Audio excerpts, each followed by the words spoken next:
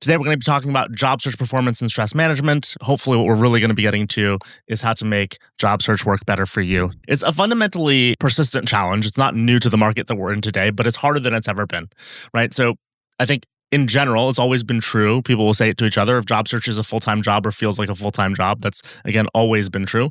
But more than ever, because of how different job search is today, how the market has changed, job searches have extended from being a 3-month average, let's say, for a knowledge worker to being 6, maybe even 12 months in some cases. And so now it's become what I'm referring to as a long-term pressure cooker. Whereas before it was just this difficult and challenging thing, it has now become this, kind of boiling over 8 months and 12 months that can feel quite like a stretch. The problem with that isn't just, hey, this is long. It's that long period of time also feels like it lacks levers, right? So for an individual job seeker, there are so many out of control factors. We wait so much in that time. We wonder so much in that time. And there's so few things that we do that get a deterministic response. When we send an application, we just wait for a response for an interview. When we execute an interview, we must wait to see if we pass through. We don't get really valuable feedback along the way. Again, all of the dynamics of job search, I think, put us in a position where it's fair for everybody to feel the pressure of this. And I want you to know you're just fundamentally not alone in this. A lot of folks that we work with who take our course or sign up for coaching with me, I have to remind them all the time. They'll come in and they'll be someone who's very experienced, have fantastic brands. They'll be at Stripe or Amazon, or maybe they don't have great brands, but they've had, a career that they're proud of. And they go, I've never had to do this way before. Like, I wonder what's going wrong. I have to remind them it's not something going wrong. It's that, again, when you extend a job search over such a long period of time, what you're extending is an already rough process that we had prior to the current market. And it's become worse in a variety of ways that I think place us out of a sense of control and into a place of uncertainty. And the biggest thing I'm going to start with before we get to kind of the formal agenda, tactics, and strategies you can take to de-stress your job search, is to say I recommend more than anything that you embrace the fact you're in a job search and it's probabilistic, not deterministic. You don't have a tremendous amount of levers that will feel that comforting to you. What you can do, and what we'll talk about today, is take control over things you do identify as worth taking control over. But embracing the uncertainty and not taking everything so personally can just be one of the biggest unlocks. And I think one of the reasons this can be so powerful when we discuss embracing this search, we also have to embrace the triviality of life. I say it goes with the wind. If I wake up in a bad mood one day, someone might not get a job. Literally, like, that has happened. I know over and over again, I probably made that mistake of how I come to an interview might affect whether or not someone gets a job at my company. This is just a constant dynamic that happens in the realm of career and job search. I remember there was a recruiter who was doing a seminar, this is 5-6 years ago, and wanted to teach people. He was a classic recruiter who, his claim to fame was, I worked back in the time of paper resumes. And let me tell you how recruiting used to work. And he picked up a stack of paper documents and he said, we used to get a really big stack of resumes, and the first thing we did, we took half of them and we threw them in the trash because we didn't want to hire anyone who was unlucky. And he was half joking, but the anecdote really reveals something to us. Recruiters must filter. People must move on in their day.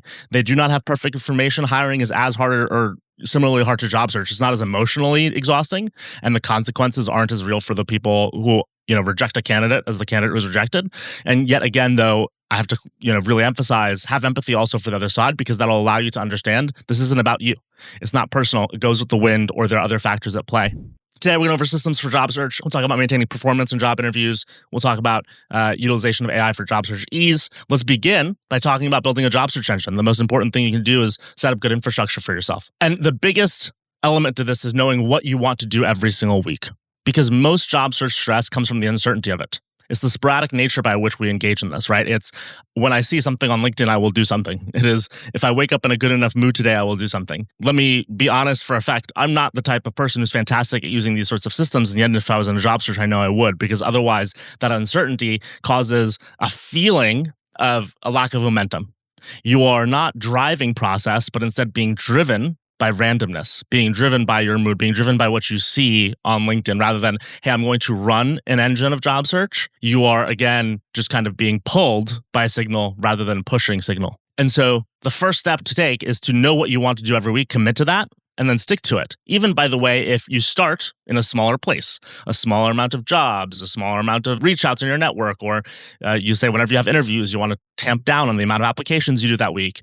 Your dynamic, you can decide what it should be, what is healthy for you at any given time. But the point is to decide, and you can change it every week, you can change it every month, you can change it never, but decide and commit, and then only change in moments where it's time to revisit. And so if you say, I'm going to execute on a 10 application a week strategy for the next 2 months, great. In 2 months, reconsider. Until then, don't reconsider. Commit to that plan and know what you want to do every single week. That will provide a tremendous amount of intentionality and action orientation inside the day-to-day. My recommendation overall to this is 10 to 15 job applications a week embodies a helpful search. Some of you might say the market's so bad, why shouldn't I apply to more? We've run this test. We've worked with thousands of candidates. We've seen this play out for a variety of reasons. I can have feelings as to why this happens or vibes. There's no, the causality here is uncertain. But I'll tell you, when people apply to too much, we do not see it lead to more success. My hypotheses have to do with where your energy goes, where your attention goes, what sorts of jobs you're picking, et cetera. Just becomes very diffuse in that moment. And so again, being consistent and deciding, hey, I'm going to go for 10 to 15 applications a week, or even 5 if you're more senior, applications a week. Then you decide which applications will you spend more time in customization and follow-up, but there are steps you can take. And so if you decide to take those steps every week, maybe some of your applications, again, are in that primary category versus some being in a secondary category or a safety school category. And maybe you add 2 network reach outs per week to your agenda. The point being, you know that this is what you're going to commit to. Maybe it's this, maybe it's something else that you morph the numbers on, and you decide, hey, this is what I'm going to do. And you don't deviate from that, which will provide you certainty. You'll wake up on a Monday and know what the week holds for you, and you'll wake up every day of that week knowing what that day holds for you. Inside of all of this is also what we refer to as the action pre-order model that we really recommend people pick up, which is about deciding for every action that happens or every event that occurs, you should pre-order your next action. There are a variety of reasons this is so effective. But just as an example, it might be when I apply to a job, I will pre-order a follow-up 2 days later. When I receive interview homework, I will pre-order 10 minutes to consider the scope of that homework within 2 business days. In other words, there's so much, again, because job search is so stressful. Whenever we receive new signal, we have to consider how valuable it is to us. We know that it requires more effort. Action pre-order models force us into certain modalities or responses, which again leads to healthy behavior. A great example of this, we've worked with so many clients over the years, especially more senior folks, especially in product as an example, which is also where I come from as a functional area, where they'll receive interview homework in the middle of a process. And at that moment is when they decide, do I really want to interview at this company? And they'll go through this, kind of very serious existential investigation of, do I want to continue this process? And it's because they received interview homework. It's because they've received something that requires a tremendous amount of effort.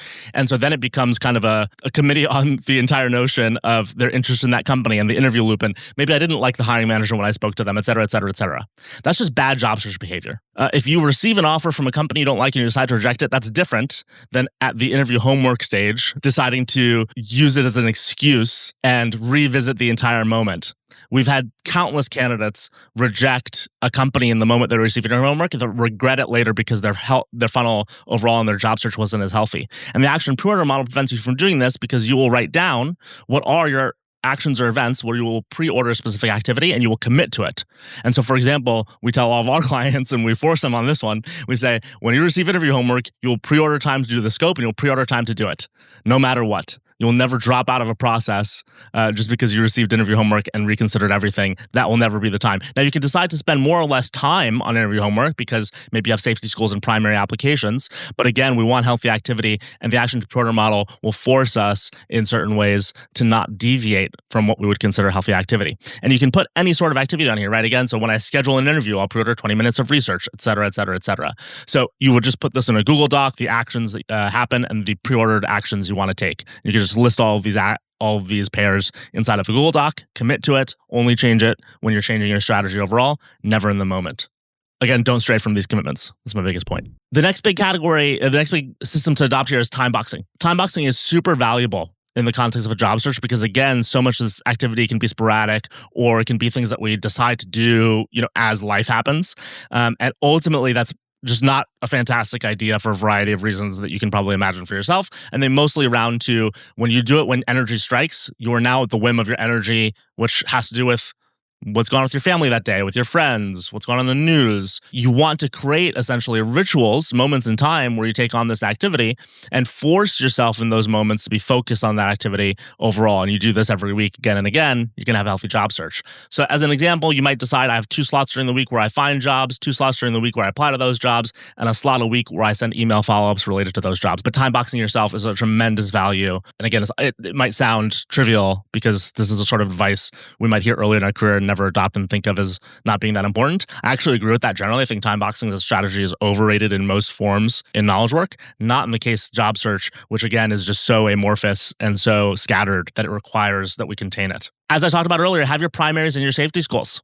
Some jobs require full customization. They require effort. We want to put so much energy into whether it's the application form itself, a customized cover letter, the intensity of our interview preparation. Whereas some might be our safety schools. They might be where we think I would consider an offer. Maybe I wouldn't even consider an offer, but I consider this interview practice, et cetera, et cetera.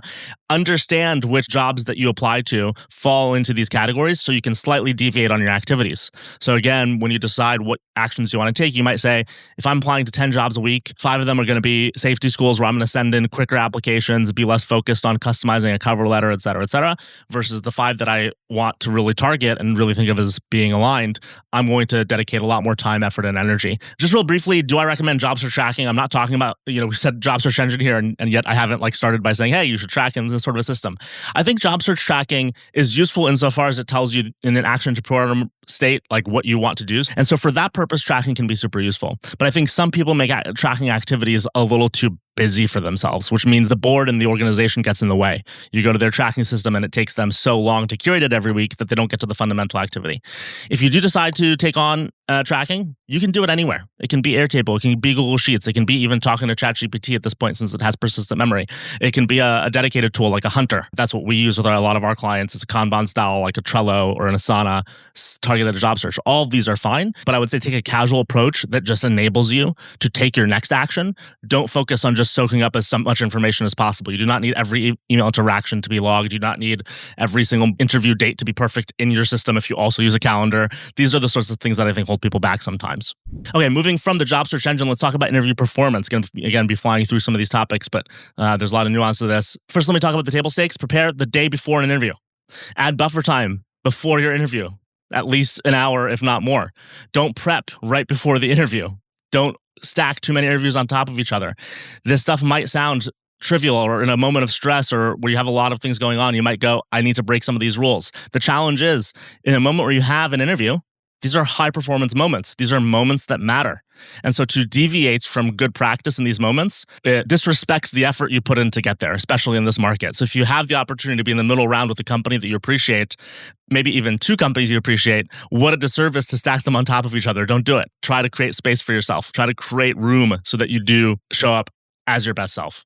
A couple of very small, little feedback loops that you can execute on to de-stress for these high-stakes conversations. Sour candy 5 minutes before. So this is a trick that a lot of public speakers talk about when they're stressed about the crowd, stressed about their presentation. They take something really sour. Sour for them can mean a different thing, but something sour enough where basically it hones in the senses, right? It's so sour such that it distracts you. The concept in theory, and again, public speakers at least validate it for their use case, is that it shifts your mind from focusing on what could go wrong to the sour candy in your mouth, and then you're on stage. You no longer have that ability to reflect or preload context into your head that causes the stress. The last thing here, real quickly, remind yourself what this interview is for. Oftentimes, for example, we have candidates who regret that they go in a bad mood because the interviewer, they realized, didn't review their resume beforehand, or they submitted a case study and the person didn't read it, or maybe the interviewer is more antagonistic or in a bad mood. Often, what I need to remind folks is, do you still want the job? If they liked you, would you still take an offer at the company? Would you want to move to the next round? And often the answer is yes. And so you have to go away from feeling local reactions. Again, maybe an interviewer doesn't show up the way you expected. Don't have a local reaction to anything inside the room. Remember, you can have that frustration later, whether it's to a friend, a colleague, or I don't care if you even email them later and have a reaction directly to them. Just don't do it in the moment. Don't weaken your candidacy. Don't present in a more stressed manner. Don't give up on yourself, et cetera, et cetera. Remind yourself before those conversations, you will be 100% no matter what happens on the other side of the equation. Optimize your environment. Super easy. It's all about just getting distractions out of the way. And the blunt thing I'm going to say here as our sharpest example is get the kids out of the way. I don't have kids. I have a niece and nephew that I love, but I really mean this. I think there's this sense, and look, I'll reveal my politics here for effect. I'm a left of center liberal. So when I say what I'm about to say, I don't mean this in a weird way, but kids shouldn't be in workplaces. Elon shouldn't have his kid in the Oval Office. You shouldn't have your kid show up in an interview. If you can't keep your kid out of a kitchen because you have a job interview that's really important, you're basically revealing to me you do not know how to clean your environment appropriately. It's not such a fundamental challenge for a knowledge worker in this day and age to figure out how a kid doesn't accidentally show up to an interview. It's not cute. Some people will find it cute. Some people will find it charming. Sometimes you'll get away with it, but a lot of people will judge you for it. I won't. I love when dogs show up because I love dogs, and I don't mind when kids show up. But I know talent acquisition leaders. I know VPs of product and engineering who have cited those moments as reasons of, hey, like that took me out of it. That took me out of the conversation. That was distracting. And it distracts you. Even if you're not in a bad mood afterwards, the fact your kid took you out of your process, the fact your dog took you out of your process can really take you out of high performance interview and storytelling practice that we would really recommend. So reduce your need to cognitively de-distract in the moment and instead do all of that work beforehand.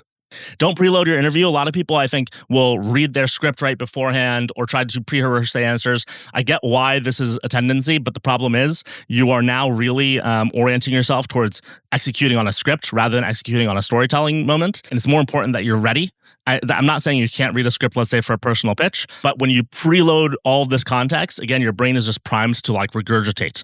And even if you're, again, a script type or practicing a script or rehearsing an answer, even if you're that type of person and you did that practice yesterday, that's fine. It's different to preload it right before because now, again, your brain is so focused on the material you just covered. It's not as capable of kind of context switching that moment. If you're going to do something right before an interview, I recommend finding a cheerleader friend, somebody to call and remind you how awesome you are and all of your career accomplishments and that you're going to rock the conversation. This might even be ChatGPT at this point. Utilize structured storytelling. This is not about what framework you use. I'm not a STAR person as an example, and it's not about a particular methodology for storytelling. Instead, it's just about making sure that you do have any framework. The utility is in the fact that it allows you to chunk a problem down into pieces, which is easier to compute a piece at a time, and that it serves essentially as a checklist. Little gates for you to go through to make sure that you're actually covering all parts of your answer. So utilize structured storytelling. It's going to help you with the stress of, have I answered? Have I performed? Have I done the proper thing inside this conversation that I would want to do to show up as my best self?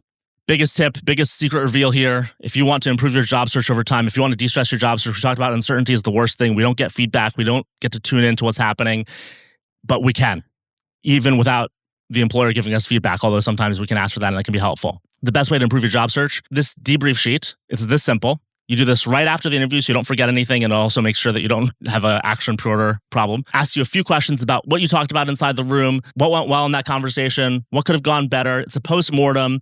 It allows you to zone in on how did I perform, what do I need to do differently next time, and this is going to build a really great sense of control for you inside of your job search. People who adopt this practice regularly, they suddenly have a Google Doc full of tabs of different debriefs that they've done for the interviews they've had, and the wealth of data and their ability to pivot off of that data, not always in huge ways, but in a lot of small ways, can really make a meaningful difference in their ability to be a top 0.5% interviewer. Okay, just going to fly through on using AI. I'm just going to fly through these slides because they're mostly prompt suggestions. My warning for using AI is don't use AI resume makers, don't use AI auto appliers, a variety of reasons I can't get to for the sake of time.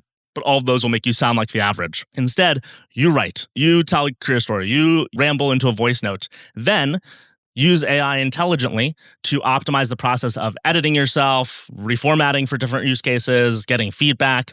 And I have a bunch of prompts around application questions, tailoring your message in a cover letter, predictive question generation so you can expect what might be asked of you inside of an interview, post-call analysis if you decide, and depends on your status to how legal this is, to record yourself. All of these sorts of uses of AI are safe because they're not you outsourcing your storytelling or your career to AI, which again has so many dangers. I live in LLMs all day, so I love this stuff more than most. And still, I'll tell you, it's mostly dangerous. Be very careful. But doing it this way with these prompts, take a look at the deck afterwards, you'll see is a way to do this without the negative downsides, the potential that you'll be genericizing your story. A few final reminders. A healthy job search starts with a healthy top of funnel, or in this case, bottom of the pyramid. You must start with a base of applications. You must start with healthy job search activities. So creating this engine for yourself, creating rituals for yourself so that you send job applications. If you're this type of person, also notes to your network, et cetera, et cetera. You have to start with that base of applications or that base of shots on goal. Otherwise, you will not get to the healthy middle of the funnel. You will not necessarily get to that offer. Or if you do, it'll be an offer you have to settle for rather than being 3 offers you have to decide between. So remember this as an encouragement for that healthy top of funnel, because that's the least rewarding part of the process. It can feel like the most, I'm sending things out into the wind, and yet it's still so important towards an ideal final result. As I mentioned throughout this, sporadic behavior can work. Most of us will find jobs. We will over time find a job. The question is, are you intentionally driving towards that outcome, or are you getting lucky? And if you take on structured behavior, job search engine systems, feedback loops like we talked about today, your structured behavior will help you act intentionally. You will drive towards the outcome rather than lucking into the outcome. I think that difference is really important. As we talked about, every interview loop is more data. And the more you recognize that data and use that data, it feeds the strength of your candidacy. You will not be as good on day 1 as you'll be on day 50. But by the way, if you just let that time pass, you're only getting a little bit better every day because you're kind of getting signal from all the things that are happening inside of your job search interviews. If you take on some of the practices we talked about today, you can get a lot better every single day and every single week. You can make meaningful progress. So, someone in a 4-month job search might make meaningful progress and start to see success, but you can do it in a month. You can do it in a few weeks because, again, you're getting a lot more signal from job applications, from interview debriefs, because you are running more of a process and an engine. And, again, just think about all of this is far more probabilistic than it is deterministic. So much of this, again, can be because of someone's mood, because of how the wind blew that day. So don't let it affect you. Don't internalize some of this. Don't overlearn for any given moment. Just because you got rejected from a company does not mean they have a particularly definitive truth about you that you must now understand and apply to the rest of your job search. They might, or there might be ways in which you want to represent yourself differently because you didn't come across the way you wanted, but don't internalize this stuff. All of it's probabilistic. Job search is an uncertain game on both sides of the equation. That's how to de-stress your job search. Overall, my point to you in de-stressing your job search, my point to most people in de-stressing their job search, you have to remember this is all about systems and processes to give you levers of control that you will execute on. So much of the stress of job searches are uncertainty. It's us wondering, are we doing the right things? Do we need to change something? Why are things not going the way they ideally should? And the truth is, most of the time, it's not because you're doing something fundamentally wrong. It's not because you need to change your career. It's the market. It's our inability to recognize what small things we can do along the way. It's our lack of using very intentional practice in job search because we're not job seekers by profession. When I show people the interview debrief form, in some sense, I think people think it's obvious afterwards when they use it and they succeed with it. But doesn't it feel obvious for people to do it first? Because why should we have to? Your job is not to change job search. Your job as a job seeker in this market is not to reflect on why things work the way they do. It's to work best within the system for your sake. So remember, again, don't take the elements of job search personally. Decide very intentionally what you want to do, execute on that plan. You will see more success out of it. It might take time, and it's going to take different time for different folks, and especially in this tough of a market. And it is truly, truly a very tough market. But take these steps, and I guarantee you will see outcomes that you weren't getting from just reacting to your environment, but instead, again, intentionally driving towards outcomes.